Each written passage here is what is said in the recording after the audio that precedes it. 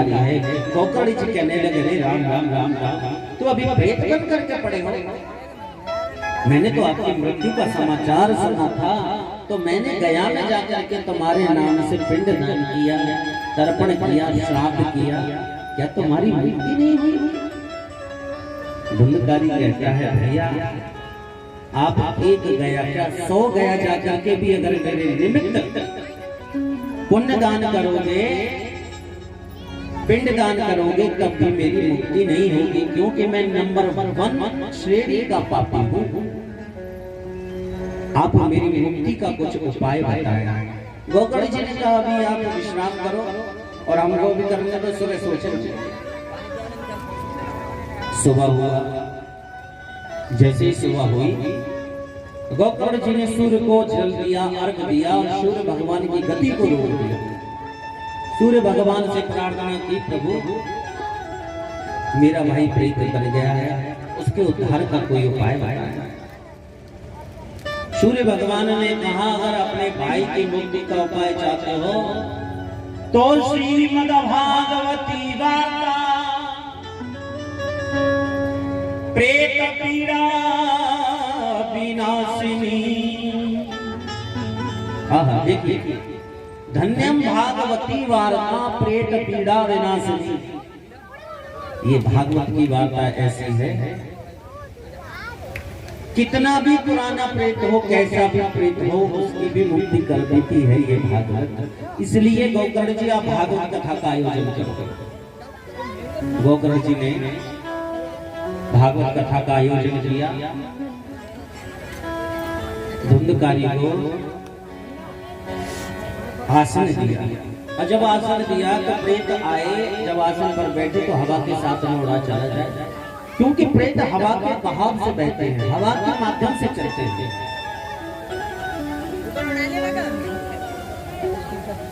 जब उसने देखा कि बार बार विघ्न हो रहा है कथा सुनने में, तो बराबर में सप्त ग्रंथि का बांस था, उस बांस के अंदर वो धुंधकारी प्रवेश कर गया, क्योंकि बांस के अंदर हवा का प्रवेश नहीं होता, बांस के अंदर हवा नहीं जाती, इसलिए बांस के अंदर बैठ गए।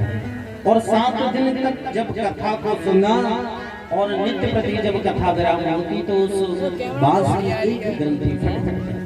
और जब 7 दिन की कथा विश्राम हुई, उस बांस की जब 7 ग्रंथि फट गई, वो प्रेत दिव्य रूप धारण करके और गोकर्ण जी के सम्मुख खड़ा हो गया, हाथ जोड़ करके कहने लगा धन्यम भागवती वार्ता प्रेत पीड़ा विनाशिनी। धन्य है ऐसी भागवत की वार्ता जिसने मुझ जैसे प्रेत का उद्धार कर दिया। देखो भैया भगवान के धाम से मेरे लिए विमान आया है और मैं इसमें आरूढ़ होकर के जा रहा हूं। भगवान के पार्षदों को रोक लिया गोकर्ण जी ने, बोले भैया रुक जाओ, क्यों क्या हुआ? अत्रैव बहवः सन्ति श्रोतारो मनु निर्मला। अरे कथा तो सबने सुनी, सुनना ध्यान है। गोकर्ण जी ने कहा भैया कथा तो सबने सुनी, लेकिन विमान केवल धुंधकारी के लिए क्यों आया? जब कथा सबने सुनी है तो सबके लिए विमान लेके आओ।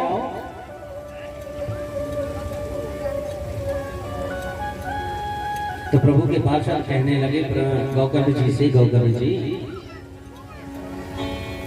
कथा श्रवण भेदेन फल भेदेन यान भेदः, यानी सबने कथा को तो सुना, लेकिन जिस निष्ठा से धुंधकारी ने कथा को सुना, उस निष्ठा से किसी ने कथा को नहीं सुना। धुंधकारी ने 7 दिन तक व्रत रह करके एक चित्त होकर के प्रेम के साथ, भाव के साथ, विश्वास के साथ, निष्ठा के साथ में गोविंद की कथा का आस्वादन किया, तो प्रेत योनि से मुक्त हो गए। और यहाँ तो भैया 3 घंटे कथा चले, 4 घंटे, कभी मन करा तो पैर फैला दिए, कभी मन करा थोड़ा सा घुमाए, कभी मन करा तो व्यास जी की तरफ भी पैर कर लिए। 3 घंटे नहीं बैठा जाता। देखिए जब तक आप आसन को नहीं जीतोगे, जब तक मन पर कंट्रोल नहीं कर सकते। जीता सनो जित सांसो जित संगो जितेंद्रिया, जीता सनो जित श्वासो, आसन को जीतने का प्रयास करें। एक आसन पर ज्यादा से ज्यादा देर बैठने की कोशिश करो, प्रैक्टिस करो। जितना ज्यादा देर बैठोगे, जैसे बैठ गए वैसे ही बैठे रहना। आसन को जीतो। अब ये नहीं 3 घंटे को कभी पैर इधर कर लिए कभी उधर कर लिए, नहीं। जो आसन लगा के बैठ गए बस बैठ गए। जितासनो जित श्वासों, श्वासों को रोकना सीखो, प्राणायाम करना सीखो। प्राणायाम के माध्यम से श्वासों पर विजय प्राप्त करना सीखो, जिससे मन की शुद्धि होगी। तो जो हमारा हृदय है, जहां पर इंगला, पिंगला और सुषुम्ना तीनों नाड़ियों का जहां संगम होता है, और जब हम प्राणायाम करते हैं तो वो हमारे विशुद्ध चक्र प्रमुदित होता है और उससे मन को बड़ी शांति मिलती है। अच्छा, हमारा हृदय कहाँ होता है? हृदय क्यों परीक्षण? शरीर में हृदय किस भाग में होता है? It is not heart, it is a blood circulation pumping machine. देखिए, विज्ञान कहता है ये हमारा हृदय है, लेकिन हमारे शास्त्र कहते हैं ये हमारा हृदय है, जहाँ ध्यान किया जाता है, जहाँ तिलक लगाया जाता है और भगवान को आसन किया जाता है, जहाँ पर इंगला, पिंगला, सुषुम्ना तीनों नाड़ियों का संगम होता है, वही हृदय होता है। कहते हैं हृदय हमारे सिंहासन है, जिस पर श्याम विराजे। लेकिन जीव की भ्रांति ऐसी हो गई है साहब, शमशान जाएंगे तो घर आके 4 बार नहाएंगे, वो सोचते हैं हम अशुद्ध हो गए, और बाजार में जाके खूब मांस मदिरा खाते हैं, घर में आके बेड में घुस जाते हैं, तब नहीं सोचते। ये हमारी भ्रांतियां हैं बस। आसन को जीतो, जिससे मन शुद्ध होगा। श्वासों के माध्यम से प्राणायाम को जब करोगे तो हमारी इंगला, पिंगला शुद्ध होगी, जिससे हमारी श्रवण शक्ति मजबूत होगी और विचार शक्ति मजबूत होगी, हमारा कॉन्फिडेंस लेवल मजबूत होगा। संग को जीतो। संगत हमेशा अपने से बड़ों की करना चाहिए। संतों की सत्संग करो, संतों का संग करो। और जब आप आसन को जीत लोगे श्वास के माध्यम से, जब आपका मन शांत हो जाएगा तो स्वतः आपका मन परमात्मा के चरणों में लगने लगेगा। बोलो राधे राधे। मिलकर के बोलो ना, राधे।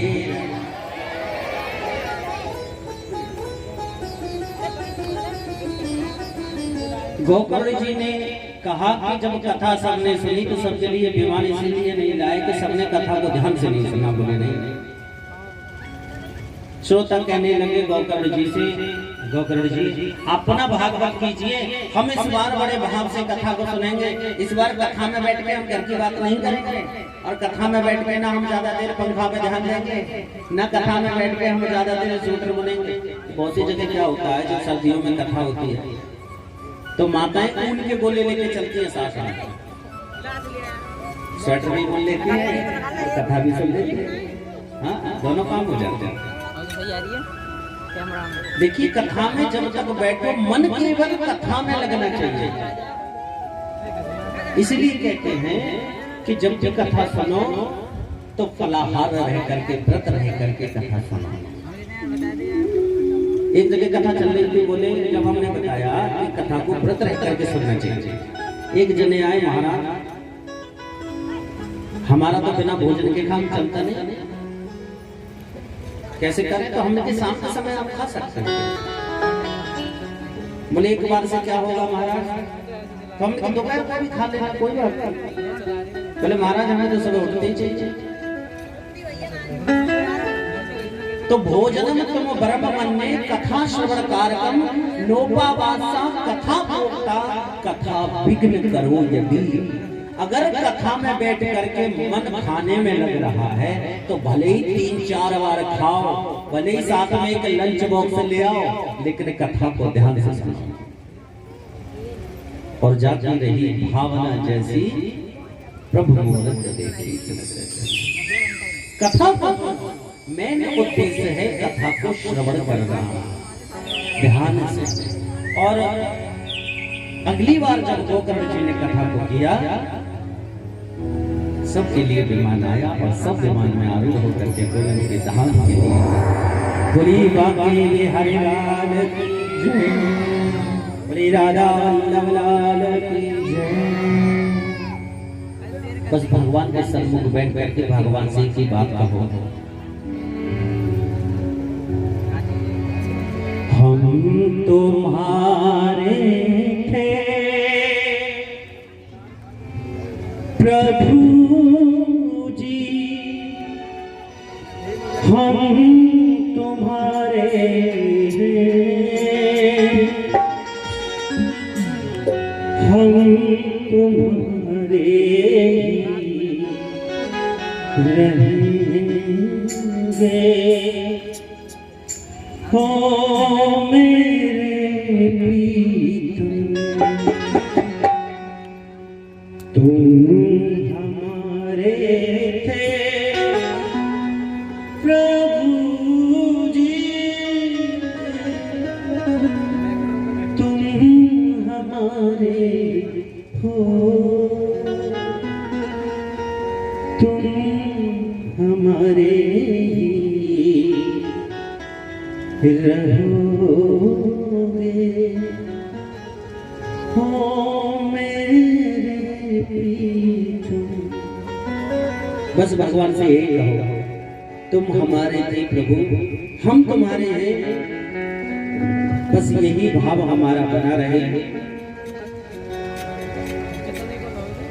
श्री सुखदेव जी उधर में राजा परीक्षित से कहते थे, धर्म में सनकादिक 88,000 ऋषियों को सूत जी कहते हैं, सूत जी आपने देखी। नारद जी से सनत कुमार कहते हैं, नारद जी आपने देखी भागवत की वार्ता कितनी दिव्य है। ऐसे पापी का भी उद्धार कर दिया जिसने जीवन पर्यंत पाप कर्म किए। और जो विशुद्ध है, जिसके हृदय में राम का नाम है, कृष्ण का नाम है, उसका जीवन आनंद में है। और जो राम का नहीं, वो किसी काम का नहीं। इसलिए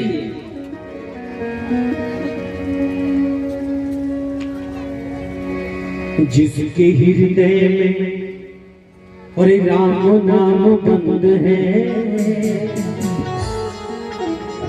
उसको हर घड़ी आनंद ही आनंद है।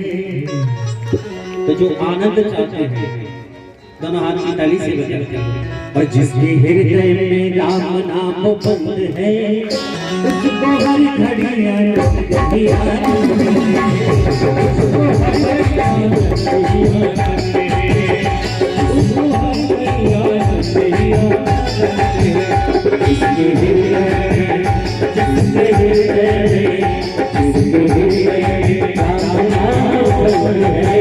उसको हर घड़ी आनंद ही आनंद है। उसको हर घड़ी आनंद ही आनंद है। ताली से हरि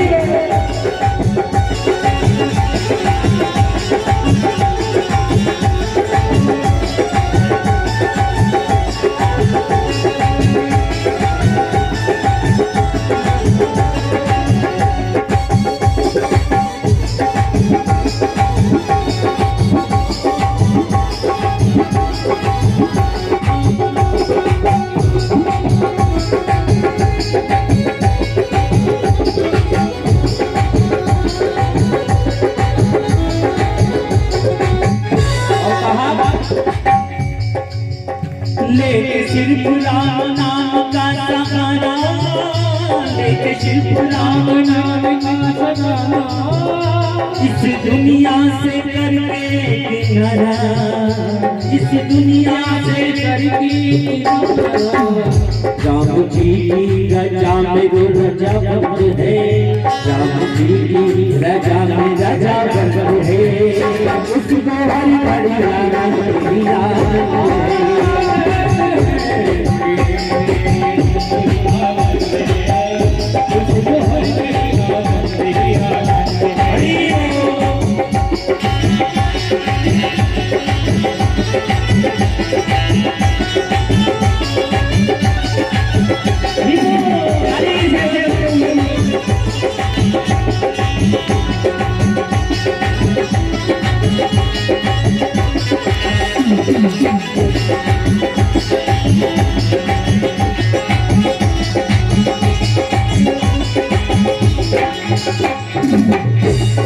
संगत की रंगत से दूर रहे, संगत की रंगत से दूर रहे, निंदा चुगली कभी ना किसी करे, निंदा चुगली कभी ना।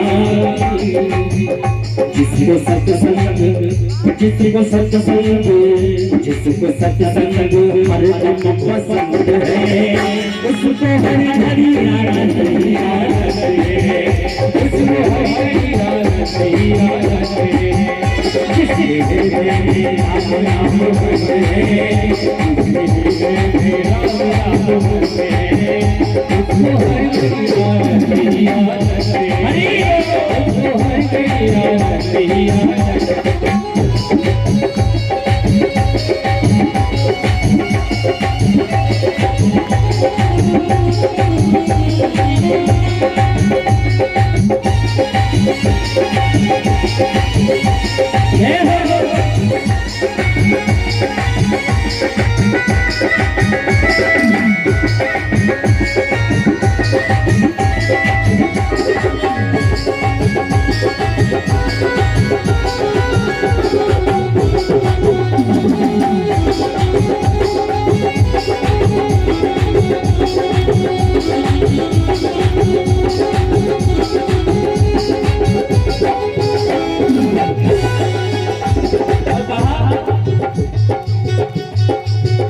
बुरी संगत की रंगत से दूर रहे, बुरी संगत की रंगत से दूर रहे, निंदा चुगली कभी ना किसी की करे, निंदा चुगली कभी ना किसी की करे।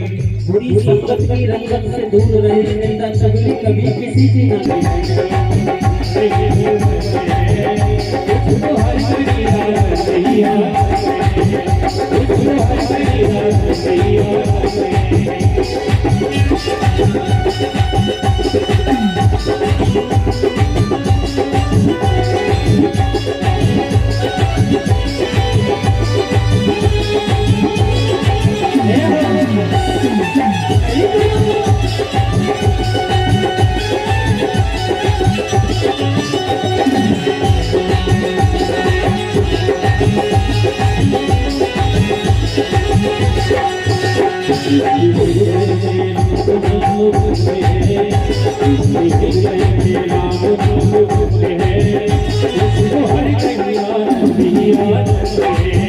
उसको हर हरी याद है। बोले भागवत भगवान जय जय श्री राम, जय जय श्री राधे, जय जय श्री राधे।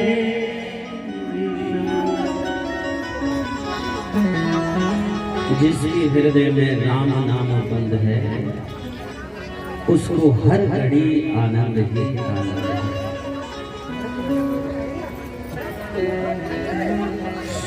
सनत कुमार नारद जी से कहते हैं, नारद जी आपने देखा भागवत की वार्ता कितनी दिव्य है। नारद जी को सनत कुमार कथा श्रवण की विधि बताते हैं, नियम बताते हैं। भैया ये इधर से बच्चों को थोड़ा सा कंट्रोल करो, ये तेजबाजी बहुत भर गई है। भैया ये पानी इधर ले आओ, चले जाते बोलो राधे राधे। अरे जरा जोर से बोलो ना। कितना अच्छा लगता है, एक बार फिर बोलो ना। ये तो मिस्री से भी मीठा नाम है, एक बार फिर बोलो। देखिए जब आप इतने जोर से जयकारा लगाते हैं ना, और ये आवाज जहां तक जाती है वहां का वातावरण शुद्ध हो जाता है, और अपनी जिब्या भी पवित्र हो जाती है, और सुस्ती भी दूर हो जाती है ना। कितने कार्य अच्छे अच्छे हो जाते हैं।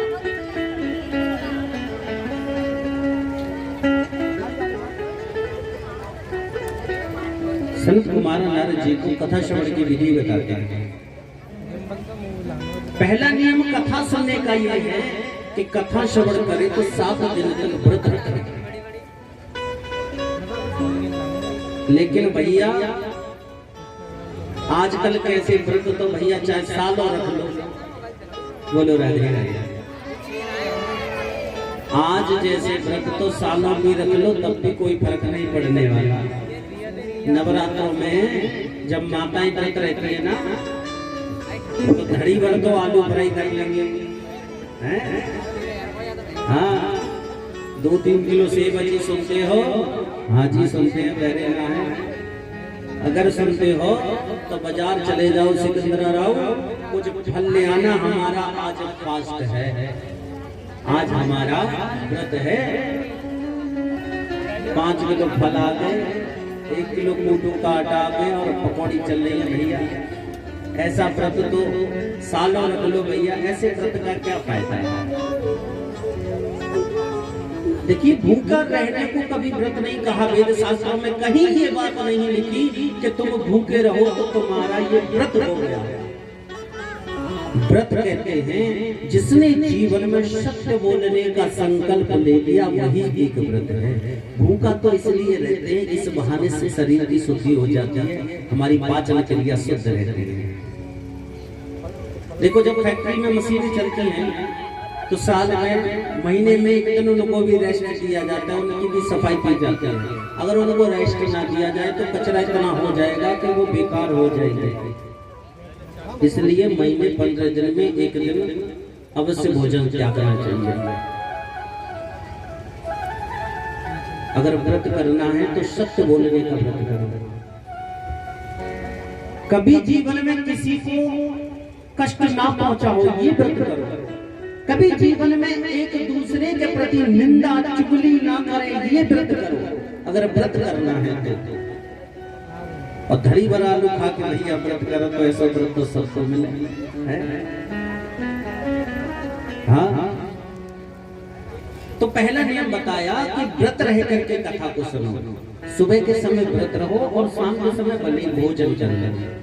देखो व्रत इसलिए बोला गया कि भूखा इसलिए रहो, अगर खा के बैठोगे तो आलस आएगा, निद्रा आएगी, और बहुत से तो आके सो ही जाते।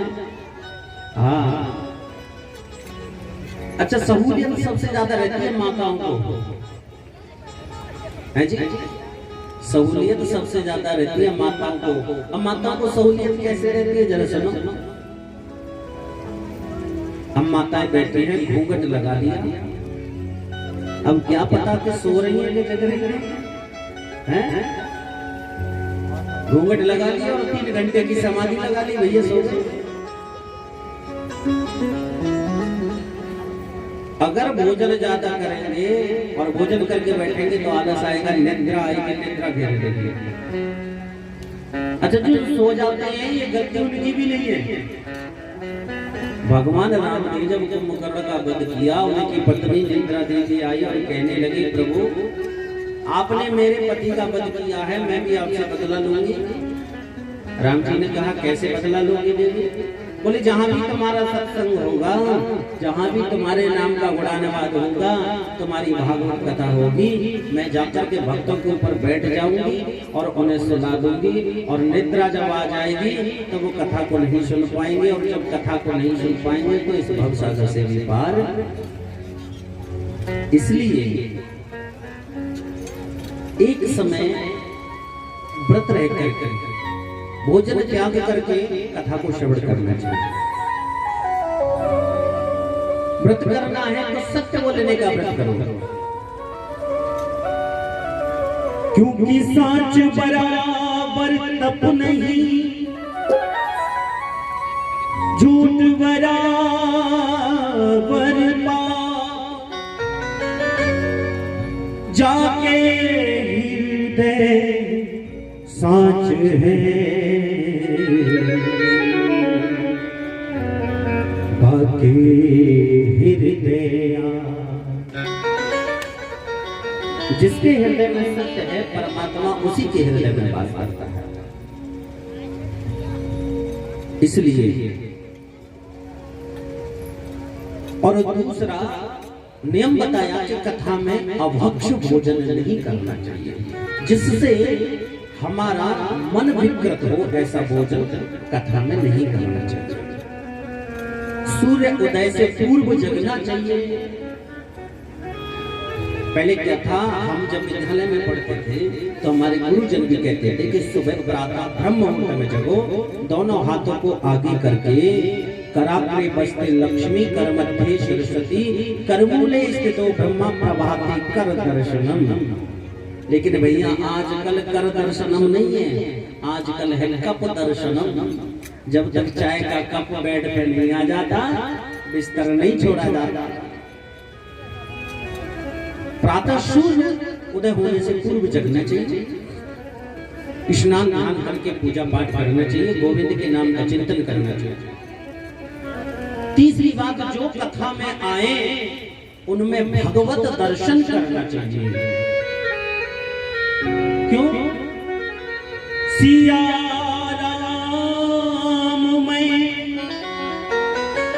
सब जग जानी, और करहूं प्रणाम,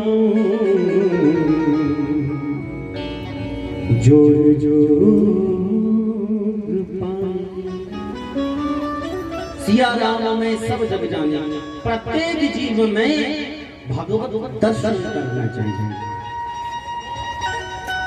और भगवान खुद कहते हैं, ईशावासम इदम सर्वम, मैं सर्वत्र व्यापक हूँ, हरि व्यापक सर्वत्र समान, मैं कण कण में विद्यमान हूँ। इसलिए कथा को आसन लगा करके सुनना चाहिए, प्रेम से, निष्ठा से, श्रद्धा से, विश्वास से सुनना चाहिए। नारद जी कहने लगे, महाराज आप तो श्रोताओं के ही लक्षण बताते जा रहे हैं, कुछ वक्ताओं के भी बता दो। वक्ता कैसा होना चाहिए?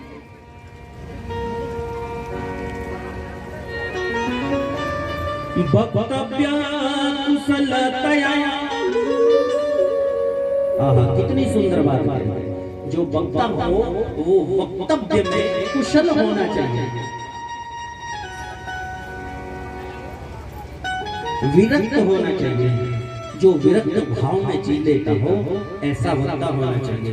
वैष्णव परंपरा से होना चाहिए। सुन लो, सबसे काम की बात है भैया, वैष्णव परंपरा से होना चाहिए, जो वक्ता होना चाहिए। और सबसे बड़ी बात है जो वक्ता हो, सुनो सब, जो वक्ता होना चाहिए वो केवल और केवल ब्राह्मण होना चाहिए। अगर कथा सुनो तो केवल और केवल विद्वान समर्थवान ब्राह्मण के मुख से सुनना चाहिए।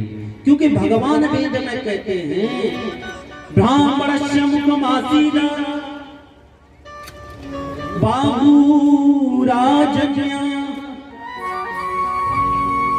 ब्राह्मणों में मेरा मुख ब्राह्मणों में श्रेष्ठ है। अगर मैं ब्राह्मणों में हूँ तो मेरा मुख ब्राह्मण है, मेरी जो भुजाएं हैं वो क्षत्रिय हैं, मेरा जो उदर है वो वैश्य है, और जो मेरे चरण हैं वो शूद्र।